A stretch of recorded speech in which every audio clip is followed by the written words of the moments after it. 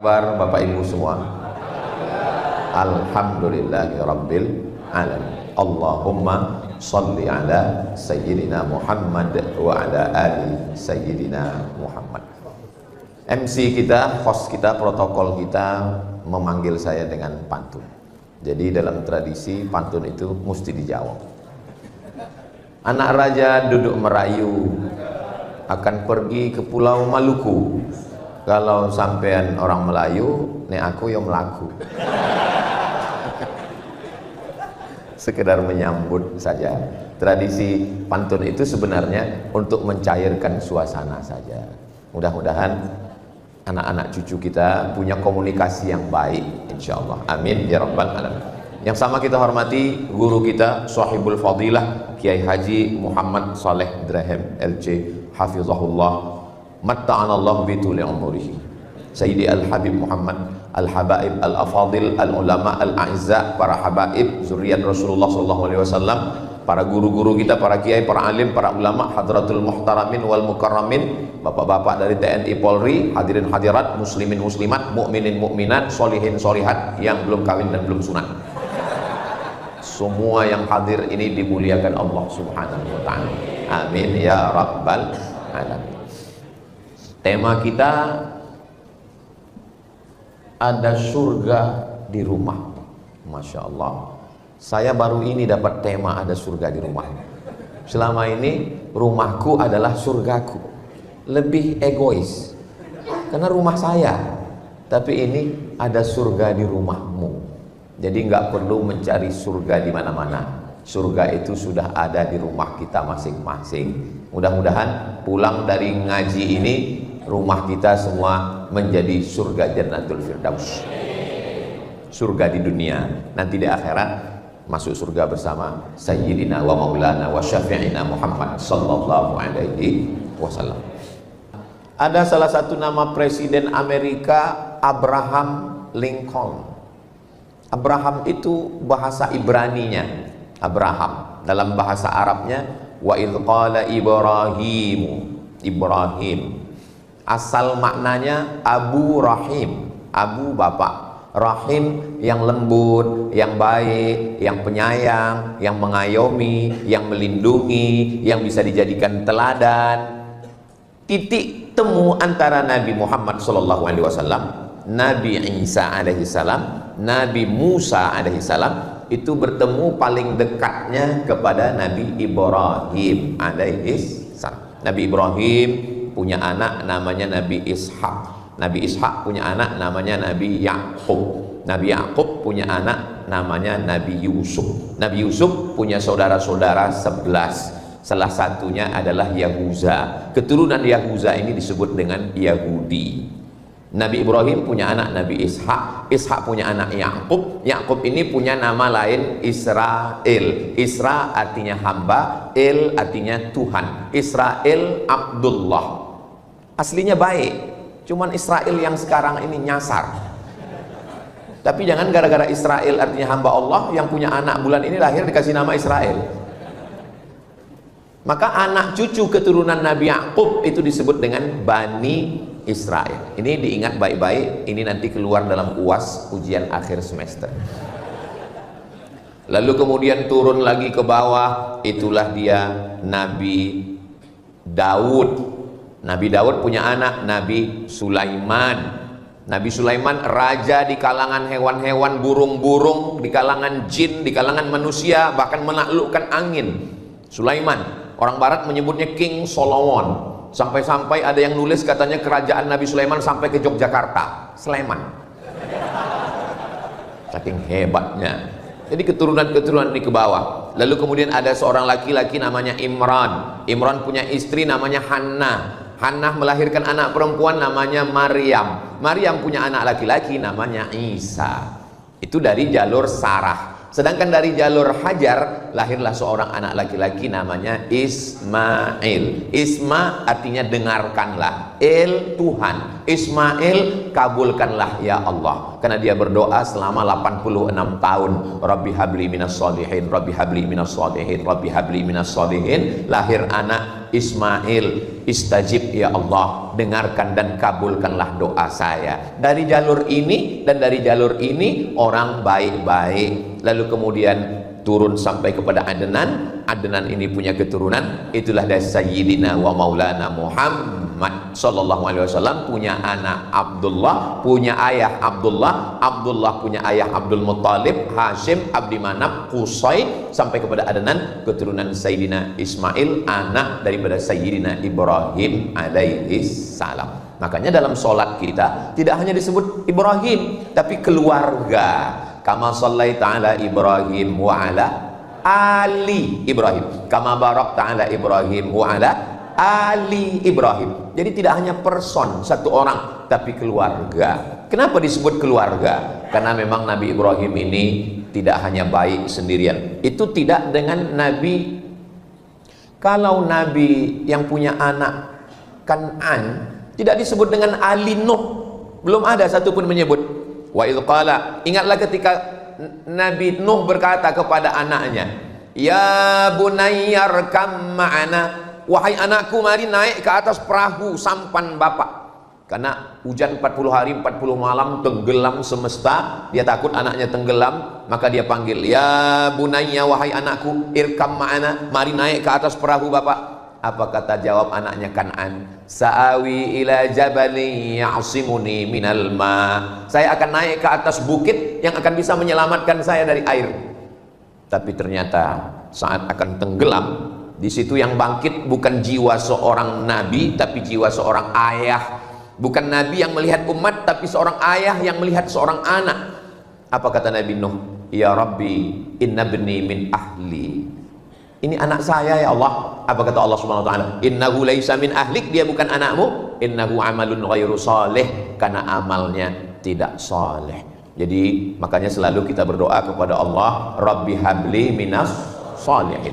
Selesai salat, Allahumma ja'alni minat tawabin wa ja'alni minal mutatahhirin wa ja'alni min ibadikas salihin. Lalu kemudian ketika kita salam dalam salat, setelah at-tahiyatul, assalamu alayka ayyuhan nabiyyu wa rahmatullahi wa barakatuh, wassalamu alayna wa ala ibadillahis sholihin. Maka nama yang paling bagus adalah Kiai Haji Muhammad Soleh. Dan syarat untuk menjadi soleh itu, tauhidnya harus bersih lurus kepada Allah, tidak kepada yang lain, hanya kepada Allah. Qul huwallahu ahad, Allahus. Di situ titik temu. Nah, jadi nakodanya ini kapalnya bagus, bahteranya mantap, tapi kalau nakodanya nggak jelas, ini kapal nggak bisa berlayar. Dulu kapal itu di laut, sekarang kapal sudah maju mundur, di samping odong-odong, nggak jelas lagi mau kemana. Kapal kita ini tujuannya adalah mencari ridha Allah. Maka yang pertama kali disapa adalah kepala rumah tangga. Ya ayyuhalladzina amanu, suami, laki-laki, qu anfusakum, jaga dirimu dulu. Wahai laki-laki, mudah-mudahan laki-laki calon imam, calon kepala rumah tangga menemukan bidadari surganya insyaallah. Yang bilang amin yang belum nikah aja. Yang sudah nikah bilang amin, itu untuk anaknya, untuk cucunya. Ini saya menetralkan suasana. Idza ja'akum man tardawna dinahu, kalau datang kepada kamu laki-laki, syaratnya laki-laki itu nggak banyak, cuma dua aja. Pertama, din, agama, wa khuluqahu, akhlak. Kenapa dua? Karena ada orang yang taat beragama, sholat rajin, puasa sunat, Senin Kemis, umroh, berangkat ke Makkah sebulan sampai 2 kali, ternyata punya travel umroh, tapi ngomongnya kasar, nggak ada tata krama, sopan santun. Saya ini bagi orang di Pulau Jawa termasuk yang ngomongnya kasar, karena kami di Pulau Sumatera banyak gunung, ngomong tuh mesti keras karena angin kencang. Saya sudah mulai setel, saya akan berangkat ke Pulau Jawa, ke Malang, ke Surabaya. Jadi saya memang udah setel ngomong itu lembut. Marilah kita bina keluarga yang baik. supaya kita menjadi sakinah mawaddah. Tapi nggak bisa. Memang udah gitu setelannya. Tapi sebetulnya saya ini suaranya aja yang keras, hatinya selembut sutra. Yang ngomong ya saya sendiri. Nah, jadi syaratnya kepala rumah tangga laki-laki itu dua. Yang pertama adalah din, agamanya. Yang kedua akhlaknya. Ini nggak boleh bertentangan. Ada sebaliknya, dengan tetangganya sopan, dengan kawannya baik, ngomongnya lembut, tapi nggak sholat. Itu juga tidak baik. Yang satunya sholat, orangnya rajin. Kalau dengan temannya, Masya Allah, tabarakallah. Kalau pergi ke restoran dengan teman, tiba-tiba itu jusnya tumpah. Tenang bro, kita pesan satu lagi. Pesan satu lagi. Dengan teman lembut, tapi dengan istri, begitu tumpah, kemana matanya tadi? Mudah-mudahan anak-anak perempuan kita dapat suami yang cukup dua syarat ini. Yang pertama din, agamanya, sholatnya, akidahnya, asyhadu an la ilaha illallah wa asyhadu anna muhammadan rasulullah. Sholat. Saya Ustadz dulu nyangka kalau nikah sama dia hidup saya bahagia, karena saya lihat dia statusnya sudah mantap, pengusaha, BUMN, PNS. Ternyata Pak Ustadz, harta tidak membahagiakan. Kenapa Bu? Sampai sekarang dia nggak sholat. Gimana rasanya punya suami nggak sholat? Kayak tidur sama genderuwo. Lama hidup banyak dirasa, jauh berjalan banyak dilihat. Lama jadi ustadz banyak yang curhat. Makanya bapak-bapak, ibu-ibu yang cari menantu, maka pilih dua ini, fit and proper test. Buat nanti, kumpulkan semua jamaah, buat acaranya fit and proper test menantu. Ketua Kiai Haji Muhammad Soleh Dren. Tim penguji dari luar Abdul Somad. Pengaman sudah siap TNI Polri. Kita tes syahadatnya, sholatnya. Kamu mau minang jamaah kita? Iya Pak. Sholat? Alhamdulillah. Berapa kali? Idul Fitri, Idul Adha. Hafalan surat-surat pendek? Alhamdulillah. Namanya siapa? Namanya Kausar Pak. Baca. Inna a'tainakal kausar. Kamu? Imran Pak. Baca surat Ali Imran. Wah, panjang Pak. Memang nama saya Imran, tapi sehari-hari dipanggil Kulhu. Ayo baca Kulhu Allah.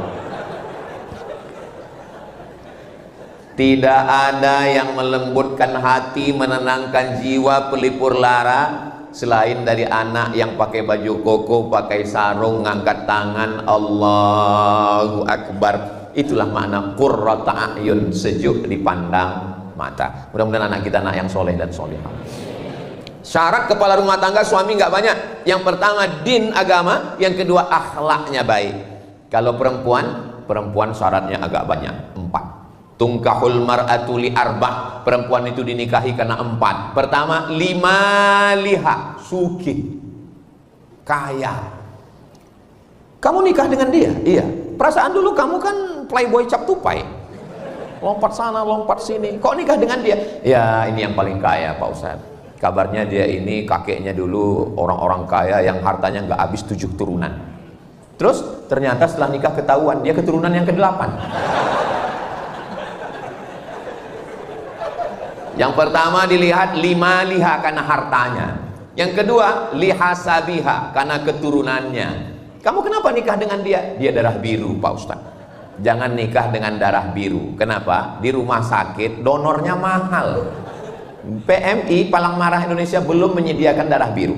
Bangsawan, bangsa yang hidup di awan.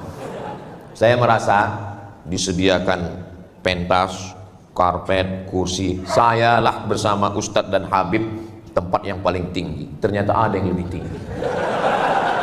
Hai guys. Hah? Kenapa dinikahi perempuan? Karena hartanya. Yang kedua, karena bangsawannya. Ketiga, li jamal. Jamal, kalau bahasa kita, beautiful. Jangan nikah dengan black sweet. Hilang sweetnya, tinggal blacknya. Li jamaliha. Kenapa kamu menikah dengan dia? Tinggi semampai, putih bening, mata biru, rambutnya susah untuk diungkapkan dengan kata-kata. Wow, amazing.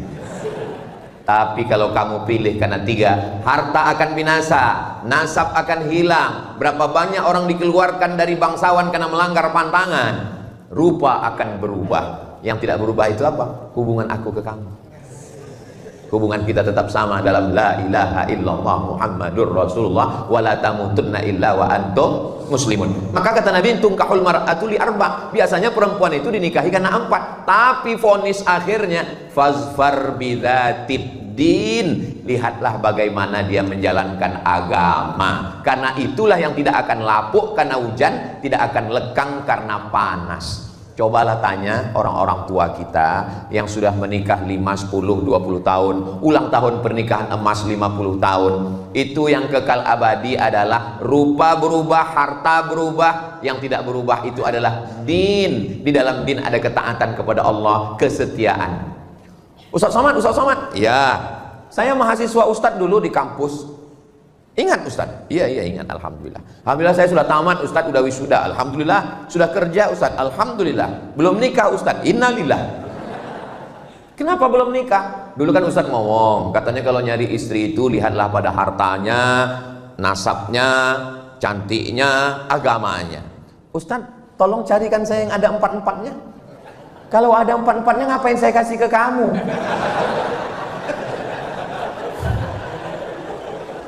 Man talaba akhan bila aibin baqiya bila akhin. Siapa yang nyari teman gak ada cacatnya, seumur hidup gak akan berteman. Siapa yang nyari istri sempurna, maka seumur hidup akan menjadi jombloan sejati. Menikah itu bukan mencari kesempurnaan, tapi menutupi segala kekurangan. Sebelum nikah memang yang dilihat lebih tinggi, lebih ganteng, lebih cantik, lebih kaya. Tapi setelah menikah yang dilihat nampak adalah kekurangan-kekurangan. Maka muncullah ungkapan laki-laki, hijau rumput di rumah lebih hijau rumput sintetis. Karena sekarang semuanya serba plastik. Maka perempuan melihat laki-laki 2. Tapi perempuan kan tidak menerima pinangan, walinya, bapaknya, kakeknya. Kalau kita punya teman, punya sahabat nggak nikah, jangan digojlokin, jangan diejek, jangan diolok-olok, jangan diprank. Saya kalau ada teman yang belum nikah, pas lagi ngobrol-ngobrol, bro, nikahnya kapan? Dunia udah mau kiamat. Kalau ada yang teman belum nikah, nikahnya kapan? Ini kan udah mau dekat bulan Ramadan, masa bangun sahurnya pakai mercon? Saya termasuk orang yang menjaga perasaan orang lain. Cuman kadang orang aja nggak pernah menjaga perasaan saya. Kalau teman belum punya motor, jangan cerita motor. Kalau teman belum punya rumah, jangan cerita rumah. Kalau teman belum punya istri, jangan cerita nikah. Kalau dia belum punya anak, jangan cerita anak. Maka kalau kita mau nolong dia, jangan di depan orang ramai, itu mempermalukan dia. 4 mata. Teman, kawan, sahabat, kakak kelas. Saya biasanya kalau ada yang nggak nikah, saya ajak 4 mata. Pertanyaan saya pertama adalah, ada nggak orang cantik yang kamu lihat? Kalau dia bilang ada, berarti masih sehat. Tapi kalau dia bilang nggak ada, bahaya. Waspadalah. Mohon maaf ya bro, kamu pernah nggak ngelihat orang cantik? Pernah, kata dia. Di mana? Di kampus. Orangnya masih ada? Ada. Kira-kira kamu mau nikah dengan dia? Mau buangan. Terus kenapa? Aku nggak berani ngadap dia. Oke, besok pagi kita akan datang ke rumah orang tuanya. Dulu saya mau, kira-kira ya 10 tahun yang lalu. Kalau sekarang saya udah nggak mau lagi membawakan. Saya khawatirnya kalau saya yang bawa, saya yang diterima.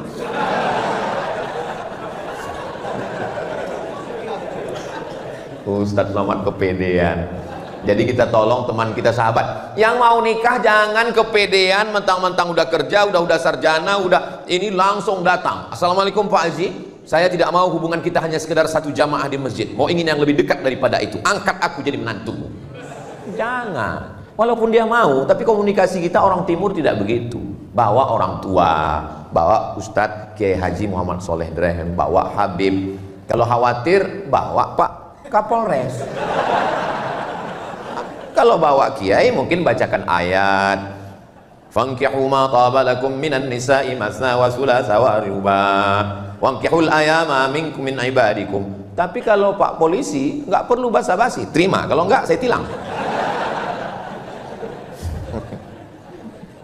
Jangan nodai hubungan yang suci, jangan rusak fitrah yang sudah diberikan Allah Subhanahu wa taala. Jaga. Bapak yang punya anak laki-laki, ibu yang punya anak perempuan, jangan biarkan. Angka aborsi kita 1,5 juta. Nauzubillah, nauzubillah, nauzubillah. Berarti setiap detik ada. Ditambah lagi grup-grup sekarang. Saya mau menceritakannya pun malu. Yang terakhir di Bredel, grup sedarah. Nauzubillah, nauzubillah, nauzubillah. Mudah-mudahan Allah menyelamatkan negeri ini. Wa ma kana Allahu liyu'adzibahum wa anta fihim. Allah tidak akan menurunkan azab selama Nabi Muhammad SAW masih ada bersama kamu. Wa ma kana Allahu mu'adzibahum wa hum yastaghfirun. Allah tidak akan menurunkan azab selama masih ada yang beristighfar. Kalau dilihatlah merajalelanya zina, sudah lama azab itu turun.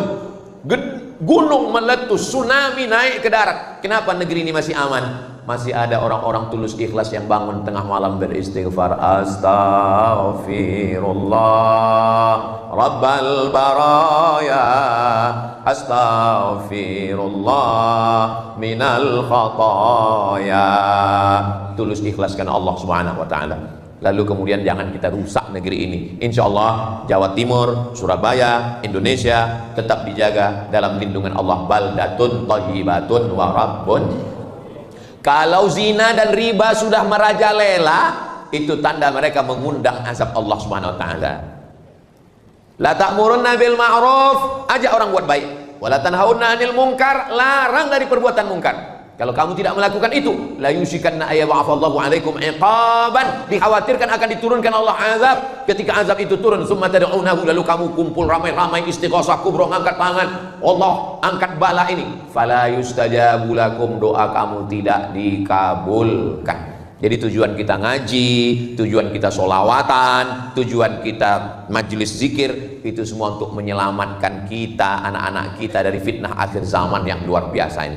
Memangnya zina ini cuman zaman sekarang kok? Zaman dulu sudah ada. Cuman komunikasi manusia waktu itu tidak semasif sekarang. Zaman dulu laki-laki mau ngomong sama perempuan itu nggak boleh, pantang, aib. Lihatlah bagaimana susahnya Zainuddin komunikasi dengan Hayati dalam tenggelamnya kapal Van der Wijk. Dulu ditulis itu kertas, lalu diletakkan di celah sayap burung merpati. Hai burung, sampaikan pesanku padanya. Rupanya burungnya salah alamat. Musim berubah, hari berganti, tidak lagi pakai burung, dimasukkan ke dalam botol kaca. Salamkan cintaku padanya. Yang diharapkan supaya ini botolnya ke Pulau Jawa, nyasar ke Afrika. Akhirnya berubah. Lalu kemudian ketika Zainuddin mau pergi ke surau sore-sore ke Langgar, dia pun meletakkan secari kertas di celah ketiaknya. Lalu Hayati pun lalu dan mereka pun mengambil. Sekarang langsung DM, hai besti. Kalau ada laki-laki menyapamu, hai sayang, kamu cantik, dia bukan bapakmu, dia bukan kakekmu, dia bukan kakakmu, dia bukan pamanmu, yakinlah dia buaya darat. Ini anak-anak perempuan kita mesti kita jaga. Tolong adik-adik yang punya usaha sablon, yang punya usaha stiker, buatkan stiker say no to bonceng. Buatkan baju kaos di belakang, katakan tidak pada narkoba, say no to drug, katakan tidak pada playboy. Tapi baju-baju yang begini jangan dibawa sholat Jumat. Mungkin sholat pas ngeliat, untuk menyelamatkan anak-anak kita. Kadang anaknya sudah ngaji, malah orang tuanya. Dulu disebut kenakalan remaja, sekarang kenakalan orang tua. Orang tuanya nanya, kamu udah punya pacar? Belum. Hari gini nggak punya pacar, apa kata dunia? Lingkungan kita tidak mendidik, tontonan kita tidak jadi tuntunan, telinga tidak memberikan nasihat. Saya untuk ngomongnya dalam masjid pun malu, untuk mengucapkannya di depan Habib, di depan Kiai pun rasanya nggak sopan. Tapi ini kenyataan. Apa lagu yang didengar? Kucing Garong, Keong Racun, Cinta Satu Malam, Selimut Tetangga, Sepia, Pulang-pulang berbadan dua. Itu zina semua. Kenapa terpikir bagi mereka untuk membuat lagu-lagu setan, lagu-lagu maksiat, lagu-lagu kumpul kebo ini? Kenapa terpikir? Wa inna syayatina la yuhuna ila awliyaihim. Setan-setan mengirimkan signal kepada wali-wali mereka. Kenapa lagunya bagus ya? Kenapa syairnya indah ya? Padahal mengajak perbuatan zina. Ini adalah bisikan-bisikan setan yang merusak. Mudah-mudahan Allah menyelamatkan anak-anak kita insya Allah. Makanya kalau ada solawatan, ada zikir, ada itu semua. Tala'al badru alaina min saniyatil wada wajaba syukru alaina mada'a lillahi da ayyuhal mab'utsu fina ji'ta bil amril muta' ji'ta syarraftal madinah marhaban ya khairada. Allahumma salli ala sayyidina Muhammad. Guru kita semua, Fadhil Ustaz Luqmanul Hakim dari Pontianak. Beliau ini mengasuh 700.000 santri yang dapat beras setiap bulan dari gerakan infak beras yang dikutip ke rumah-rumah melalui program penggeraknya namanya Paskas, Pasukan Amal Soleh. Jadi yang belum ada jodoh segera merapat ke Ustadz Luqman karena santrinya 700.000 orang. Bayangkan, Ustadz Somad katanya nggak boleh nikah sekampung. Ya nggak boleh, terlalu banyak, apalagi satu pondok. Saudara yang dimuliakan Allah Subhanahu wa taala, Ustadz Luqman sekolah agama, tamat dari Gontor, melanjutkan pendidikan ke IIU International Islamic University, menikah, punya anak. Saya tamat pondok, melanjutkan sekolah agama. Banyak orang takut anaknya sekolah agama. Banyak mertua takut menerima calon mantu kalau anaknya sekolah agama. Kamu mau minang anak saya? Iya. Titelnya apa? SH, welcome. Kamu titelnya apa? SE, melebu. Kamu titelnya apa? LC, stop. Lagi cemas. Ustadz Somad pulang dari Mesir bawa titel LC, pulang dari Maroko MA, LC MA, lagi cemas mencari anak gadis. Apa yang terjadi? Makanya kalau ada orang tua, calon mertua yang nggak mau nerima karena anaknya taat beragama, karena dia sekolah pesantren, karena dia dai, maka tolong bawa dia ke rumah sakit, periksa, scan, jangan-jangan lambung dengan otaknya berdekatan. Sengaja Allah ciptakan jauh jaraknya, otak letaknya di atas, lambung letaknya di bawah, supaya kita jangan hanya mikir lambung. Makhluk yang otaknya dekat dengan lambung, udang, maka disebut dengan, enggak ada saya ngomong begitu. Saudara yang dimuliakan Allah Subhanahu wa taala, iyakunu fuqara, kalau calon mantumu itu susah, yughnihimullah, Allah yang akan mengkayakan dia. Susahkah bagi Allah? Innama amruhu idza arada syai'an ayyaqula lahu kun. Pepatah orang kampung saya, banyak orang sekarang nggak mau anaknya dikasih makan di piring, malah lebih mau makan di daun. Dipinang bagus-bagus nggak mau, didatangi baik-baik nggak mau. Laki-laki bisa jadi jahat. Orang jahat itu siapa? Orang yang baik tapi selalu teraniaya. Itu kata Joker. Tanam pinang rapat-rapat agar puyuh tak dapat lari. Sudah kupinang gak dapat-dapat, kurayu-rayu kubawa lari. Akhirnya terjadilah apa yang terjadi. Kalau sudah terjadi, terpaksa orang tua menikahkan. Apa namanya? Nasi sudah jadi tai ayam. MBA, married by accident, masalah sudah merajalela, bapak ibu masih cerita bubur ayam lagi. Ya Allah, selamatkan anak-anak kami dari fitnah akhir zaman. Saya kalau membayangkan bagaimana Ustadz Luqman gak pacaran sampai tamat Gontor, sampai kuliah. Kenapa? Karena pondok menyelamatkan. Benteng terakhir kita pondok pesantren. Daftarkan anak Anda segera ke pondok pesantren. Hubungi nomor kontak berikut ini. Ingat, kuota terbatas. Sekarang pesantren dibully, pesantren diekspos, dikatakan ada kekerasan, dikatakan jangan gara-gara nila setitik rusak susu. Dulu sebelah, sekarang sekota. Ini sengaja diangkat untuk apa? Supaya anak kita tidak punya. Orang tua berangkat dari jam 7 pagi, pulang jam 4 sore, sampai rumah jam 5, capek, lelah, letih, lesu, letoy, loyo, lunglai, sehingga tidak punya perhatian lagi ke anak-anak. Tidak ada yang mampu membangunkan anaknya dari jam 3 subuh sampai tidur jam 10 malam, ngontrol bacaan Qur'annya, pakaiannya, jilbabnya. Kita doakan supaya para habaib, kiai-kiai kita di pondok pesantren sehat untuk menjaga anak-anak kita insya Allah. Anak saya, ponakan saya wajib mondok. Anak Ustadz Lukman mondok, kirim ke Al-Azhar Kairo Mesir. Anak saya, ponakan saya mondok. Yang nggak mau mondok, saya pecat jadi anak. Kenapa?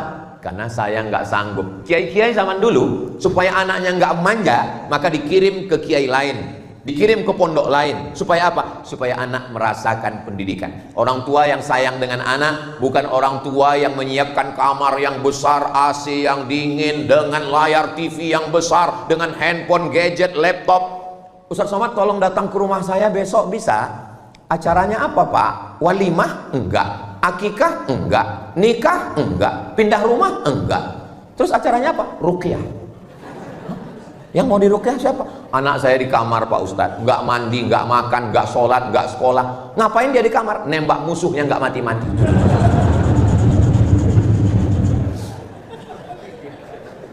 Terus terang saya belum pernah membaca hadis mu'izuka min game online. Siapa yang menyediakan kamar yang besar pakai AC lengkap? Saya Pak Ustadz. Siapa yang masang wifi 24 hours? Saya Pak Ustadz. Siapa yang belikan gadget dengan layar besar di kamar? Saya Pak Ustadz. Sekarang anaknya kecanduan, siapa yang salah? Ustadz. Kita disalahkan. Kenapa orang tua membiarkan anak manja? Karena dia dulu menderita, dia tidak ingin anaknya susah. Akhirnya apapun yang diminta anak diberikan. Anak minta motor diberikan, motornya dipreteli, hilang semua, tinggal stang sama mesin. Speedometer gak ada, knalpot disunat, dipotong semua, lewat depan masjid. Ghairil maghdubi alaihim waladdallin. Didoakan sama jamaah, mampus. Amin. Ya kalau mati, kok setengah mati? Maka setelah anak dinikahkan, menangis ibu. Ini mempelai laki-laki, ini mempelai perempuan, ini kedua orang tua sebelah kanan, sebelah kiri. Nangis si mempelai perempuan, ibunya nangis. Ibu nangis kenapa? Tanggung jawab saya sebagai orang tua sudah lepas Pak Ustadz. Anak saya sudah nikah. Kata siapa?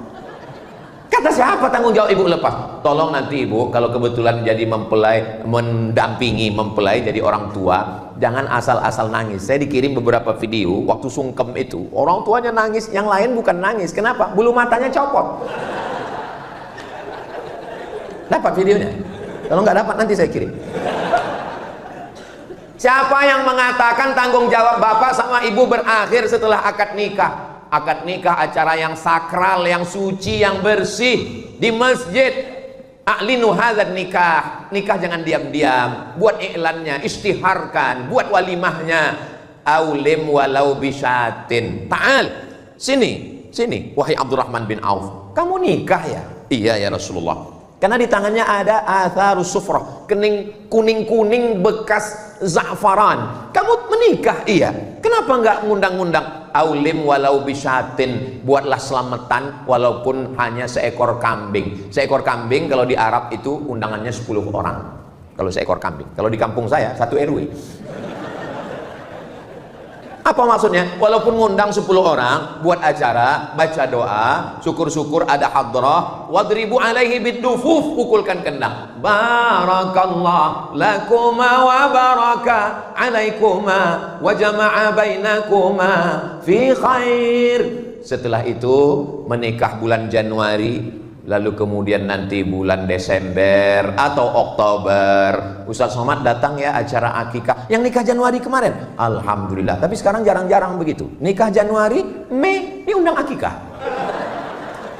Loh, perasaan kemarin walimahnya Januari. Iya Pak Ustaz. Mei kok sudah akikah? Ini efisiensi Pak Ustaz. Mau gimana anak-anak kita ini?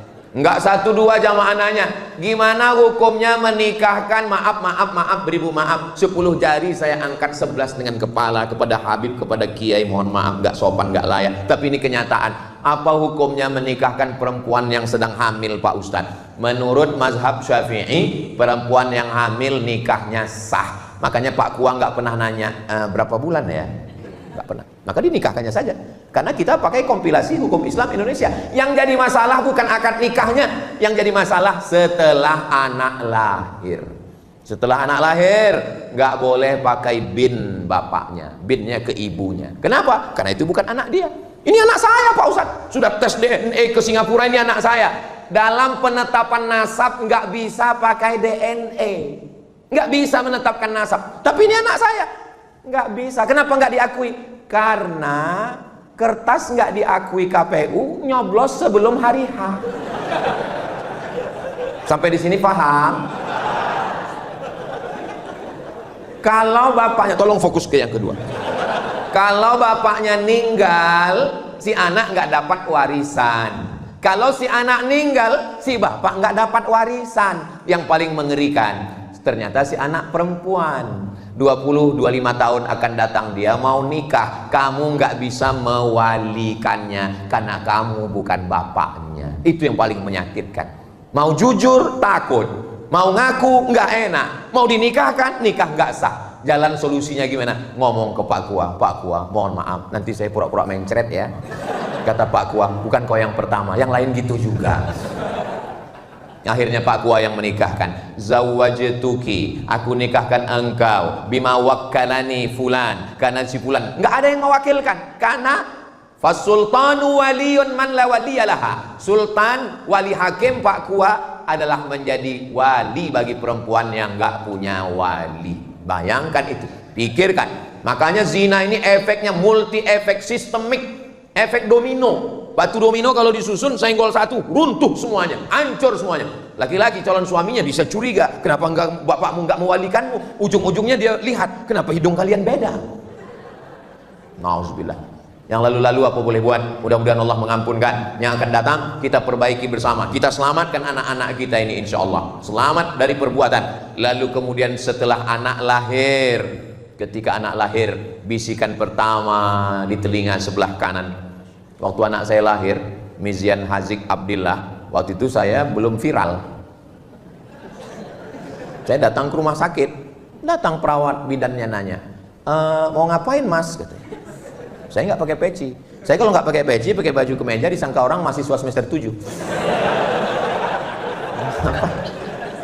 Saya bilang, saya mau, anak saya baru lahir, kebetulan tanggal 1 Muharram. Saya lagi ceramah nyambut 1 tahun baru, pulang-pulang dia udah lahir.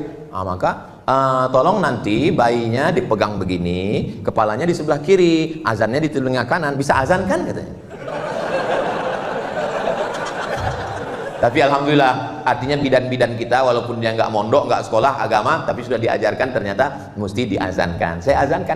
Azan untuk anak bayi nggak sama dengan azan masjid. Ini sekarang banyak yang ketukar-tukar ini. Azan yang mestinya untuk masjid dipakai untuk bayi. Kalau untuk masjid itu suaranya lantang, Allahu Akbar, Allahu Akbar. Kalau untuk bayi, Allahu Akbar, Allahu Akbar. Ini sekarang banyak yang untuk bayi dipakai ke masjid. Makanya orang nggak ke masjid. Pas ditanya, sampai orang lu ngonang masjid? Iku untuk bayi. Bisikan ke anak kita adalah asyhadu an la ilaha illallah. Masuk ke telinga, ditangkap oleh otak, sampai ke tangkai jantung, masuk ke mata, masuk ke telinga, masuk ke tangan, masuk ke kaki, masuk ke sumsum, masuk ke otak. Kalimatu haqqin 'alaiha nahya wa 'alaiha namutu wa biha nub'atsu. Makanya ketika dia naik pesawat, ketika pesawat itu mulai goncang, yang keluar dari mulutnya adalah Allahu Akbar.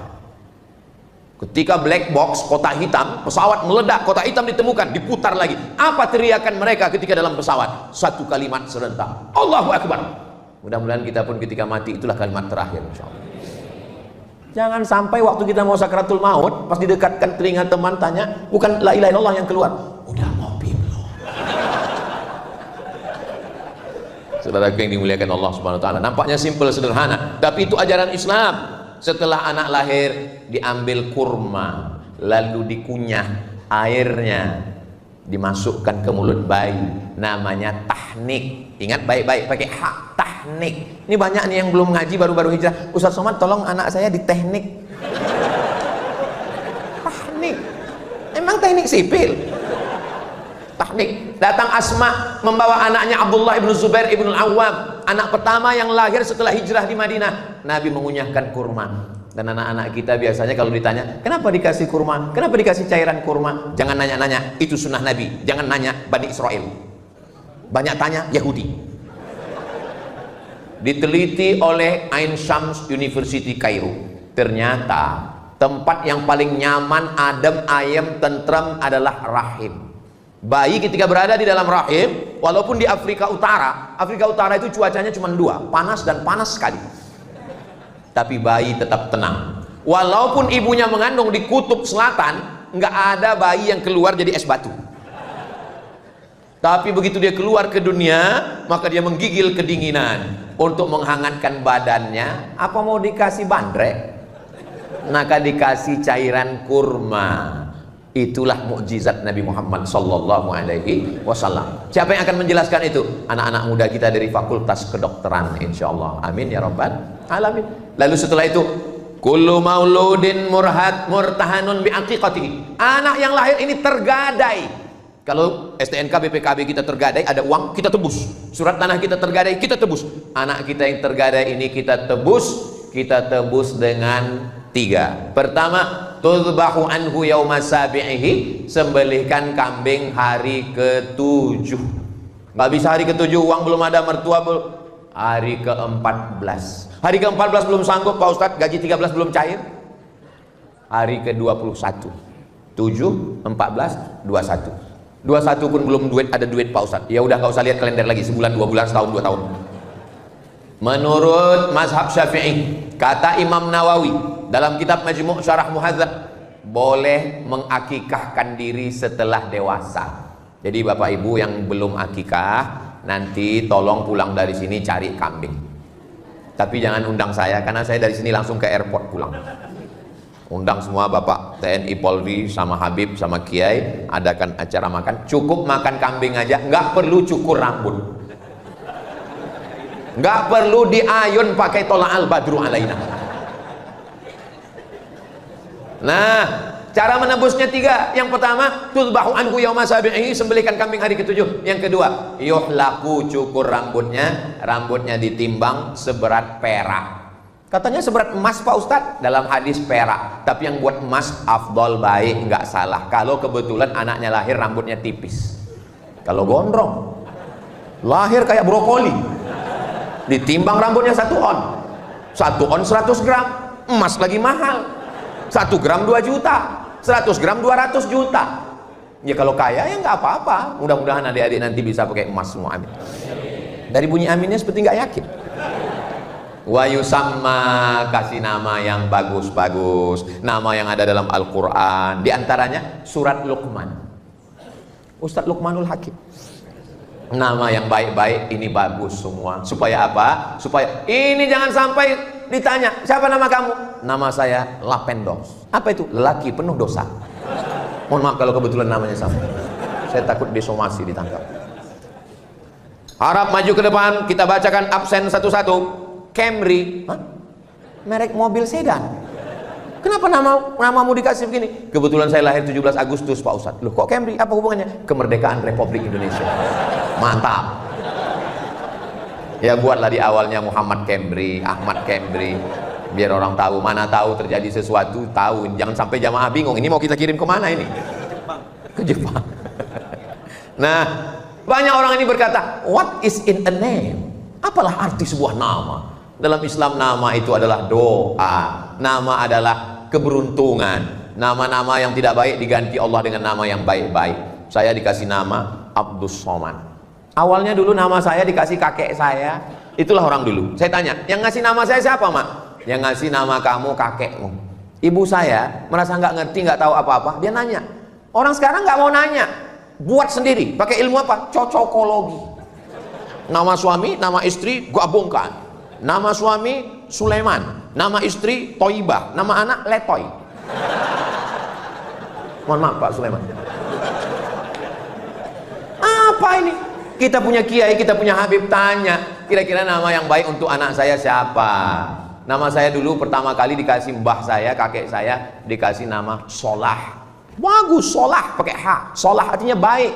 Tapi di kampung saya orang Melayu, Solah itu nama ikan. Kata ibu saya, masa dipanggil ikan gitu.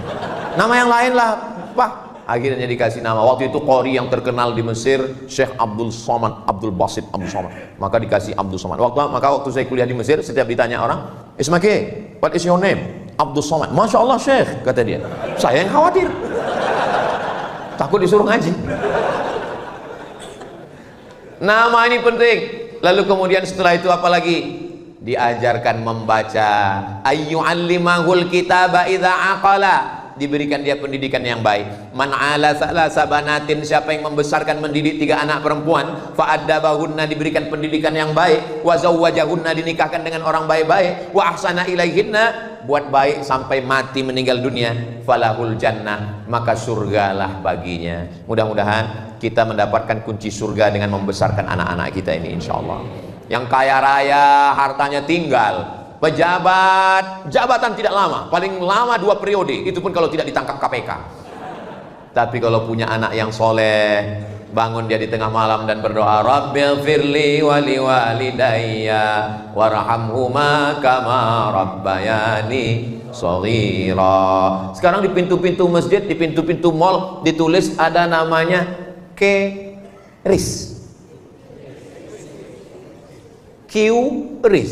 QRIS. Cara bacanya gimana sebetulnya? Kris. Q-nya quick. Quick artinya cepat. R-nya response. Kris, quick response code. Kode yang cepat merespon. Sekarang banyak ayah tidak merespon, dipanggil anaknya, papa, tadi adik punya nilai bagus di sekolah, bapaknya tetap juga scroll. Makanya ibu kalau punya suami nggak cepat merespon, tempel kris di kering. Bapak dari pagi berangkat jam 7 sudah masuk kantor, dagang, bisnis, ke mall, kerja, pulang jam 5 sore. Habis itu azan maghrib, sholat maghrib di masjid, langgar surau musola sampai isya, pulang ke rumah sudah jam 8. Punya waktu dengan anak tinggal 3 jam, 9, 10, cuman 2 jam, 9, 10. Tolong handphonenya matikan. Quality time. Saya datang setiap provinsi, saya datang setahun cuman sekali, Jumat, Sabtu, Ahad, Senin. Ini tausiah saya yang terakhir, maksudnya untuk jadwal Jawa Timur. Habis ini saya langsung ke airport. Tapi setelah ini saya akan pulang ke rumah, saya akan menjadi seorang ayah, saya berlaku sebagai seorang suami. Sholat subuh saya mengimami santri, habis itu bacakan kitab Jalalain, habis itu nanya santri satu-satu. Saya akan bawa anak saya jalan-jalan, saya bawa mereka pergi, saya nyetir sendiri, saya pergi ke pasar belanja ikan sama istri saya. Gimana caranya Ustadz belanja ikan, apa orang nggak tahu? Saya pakai masker, saya pakai kacamata hitam. Ustadz Somad ya? Mirip, saya bilang. Tolong. Ibu kerja di kantor, masuk pagi jam 7 berangkat dari rumah, jam 7.30 sudah apel, sampai makan siang dengan orang lain, masuk kantor lembur sampai sore, pulang ke rumah. Bersama suami orang 10 jam, dengan suami sendiri 2 jam. Apa kata orang Inggris? Witing trisno jalaran suko kulino. Cinta tumbuh karena sering bersama, jalan sama, satu kantor sama, tukar-tukaran nomor, berawal dari curhat, lama-lama nggak layak saya mengucapkannya. Kamu kenapa jalan sama dia? Kamu kenapa akrab dengan dia? Kamu kenapa tukar-tukaran nomor, tukar-tukaran video sama dia? Dia sudah macam abang saya, dia sudah macam kakak saya, dia sudah macam saudara saya. Berawal dari macam, berakhir dengan macam-macam. Waspadalah. Kenapa perempuan perlu perhatian? Karena dia makhluk yang memang minta. Perempuan itu dia mengingat kata-kata yang keluar dari mulut suaminya. Makanya Nabi memanggil ya Aish. Kenapa dia panggil ya Aish? Karena Aisyah suka sekali dengan panggilan itu. Ya Humaira. Perempuan mengingat suara itu terngiang di telinganya. Ya Humaira, wahai engkau yang kulitnya putih, kalau kena cahaya matahari kemerahan. Ustaz, ya, saya boleh memanggil istri saya ya Humaira? Boleh. Pulang dari sini panggil ya Humaira. Tapi dia nggak putih, ya nggak apa-apa. Idkhalus surur, menyenangkan hatinya, membahagiakan dia. Kalau kamu nggak bisa bahagiakan dia dengan rumah yang besar, nggak bisa bahagiakan dia dengan perhiasan emas, bahagiakan dia dengan kata-kata. Buah hatiku, belayan jiwaku, siang dan malam terbayang-bayang, makan tak kenyang, tidur tak lelap. Saya kalau ngomong gitu ke istri saya, buah hatiku, langsung dilanjutkan, hafal dia. Jangan laki-laki ini kadang terlalu jujur, pulang ke rumah manggil, ya Hajar Aswad.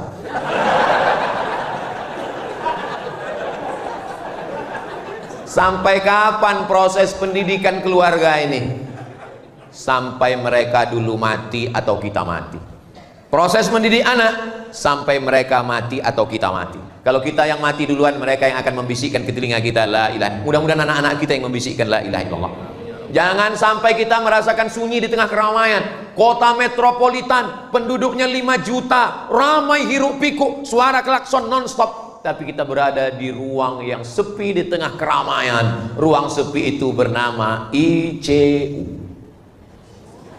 Memang tulisannya ICU. Saya nggak bohong.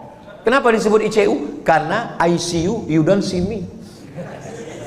Aku ison dulu sampean, sampean orang ison dulu aku. Di ruang sepi sunyi itu, anak pertama luar kota, anak kedua keluar negeri, anak ketiga meeting, anak keempat surfing, anak kelima mancing. Siapa yang membisikkan ke telinga la ilaha illallah? Mana uang yang dicari pergi pagi pulang petang peras keringat banting tulang? Mana yang lembur kerja nggak pulang-pulang sampai berbulan-bulan nggak pulang? Kepala rumah tangga bernama Bang Toib. Akhirnya kita hanya mau husnul khotimah. Mudah-mudahan anak kita nanti semua yang membimbing kita, yang membacakan surat Yasin, yang mendoakan kita, yang membacakan tahlil afdhalul dzikri fa'lam annahu la ilaha illallah. Mereka mengantar jenazah kita, mereka yang memandikan. Makanya masjid-masjid tolong buat acara penyelenggaraan jenazah, tapi yang latihan itu yang anak-anak muda. Ini sekarang banyak di beberapa tempat yang latihan malah jamaah yang udah tua. Jangan, karena kalian yang mau dilaksanakan. Anak-anak muda ini, itu Pak Ustadz, penyelenggaraan jenazah itu berat Pak Ustadz, modalnya besar. Apa modalnya? Orang cuman keran air kok. Iya tapi Pak Ustadz itu kan mesti ada bonekanya. Nggak usah pakai boneka, pilih salah satu yang malas sholat. Izin sama bapaknya, Pak, izin ya anak bapak nanti untuk praktek. Memang saya sudah lama nasihati dia, nggak cocok, siram. Cara menyiramkan air ke jenazah. Nah, jenazah orang oleh guyu, orang cocok guyu. Nah, hanya sampai pengkafanan, jangan dikuburkan. Khawatirnya kita bercanda, malaikat serius. Saya yang memasukkan jenazah almarhumah ibu saya ke liang lahat, saya yang membuka talinya, saya yang membuka wajahnya, saya yang memiringkannya ke arah kiblat, saya yang menempelkan hidungnya ke tepi. Dulu engkau mandikan aku, engkau letakkan aku di anduk yang lembut. Sekarang aku meletakkanmu di atas liang lahat tanah. Dulu kalau aku menangis, kau letakkan tanah liat, kau letakkan bantal yang lembut di atas kasur yang wangi. Hari ini apa yang kubalaskan? Ku letakkan di tengkukmu tanah liat yang keras, yang bau. Tapi saya puas. Kenapa? Karena saya sempat datang. Jadwal waktu itu di Pulau Madura, tanggal 18 Maret 2019. Saya bilang, kalau pesawat ini cepat saya sampai, tunggu saya. Tapi kalau tidak, apa boleh buat? Alhamdulillah saya sempat sampai. Saya mengimami sholat jenazah. Saya mengantarkan, saya dengan adik saya, dengan sahabat saya, kami turun bertiga. Kami yang meletakkannya ke bawah. Setelah itu saya naik ke atas, saya membacakan talqin, saya mendoakan. Sampai hari ini sejak beliau wafat, tidak pernah putus pembagian sembako 300 paket. Karena itu yang kami mampu, dan sekarang membangun masjid. Insya Allah tak lama lagi peresmian Masjid Hajjah Rohana. Mudah-mudahan, saya cerita ini tidak ingin macam-macam. Saya cuma ingin supaya adik-adik saya, sahabat-sahabat saya, kalau ibu kalian masih hidup, ayah kalian masih hidup, bahagiakanlah mereka. Saya dulu nggak pernah punya cita-cita apa-apa. Ketika ditanya, Ustadz nanti mau jadi apa? Enggak. Yang penting aku kuliah, dapat ijazah, mau jadi dosen, dapat gaji, membahagiakan orang tua. Hanya itu saja. Bahagiakanlah orang tua. Karena kalau dia udah nggak ada lagi tempat kita bisa bercerita. Dulu kalau saya pulang begini, pulang saya akan cerita, Mak, ini ada sorban dari Jawa Timur. Mak, aku dapat cincin. Mak, aku dapat parfum. Dia akan buka parfum itu, dia cium. Oh, wangi ya. Cincin kau cantik ya, bagus ya. Sekarang nggak ada. Bercerita ke istri, ke anak, ya, tapi rasanya tak sama. Maka kalau ibu kalian masih ada, ayah masih ada, bahagiakanlah, senangkanlah mereka.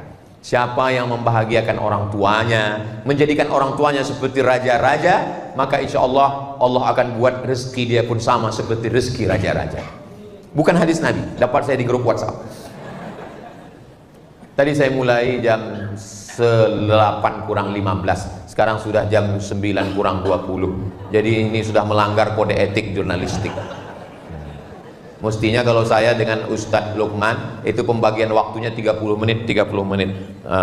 Mudah-mudahan apa yang saya sampaikan ini menjadi pelajaran buat saya sendiri, mudah-mudahan keluarga kita semuanya sakinah, mawaddah, warahmah. Madiun lemahe teles, matur nuwun Allah sing bales. Itu lama saya ngafalnya itu, dikasih sama Habib Muhammad bin Anis. Jangan kemana-mana, kita lanjutkan setelah yang satu ini. Ini yang pantun asli dari saya, menangkap puyuh di Bukit Selasi. Thank you dan terima kasih.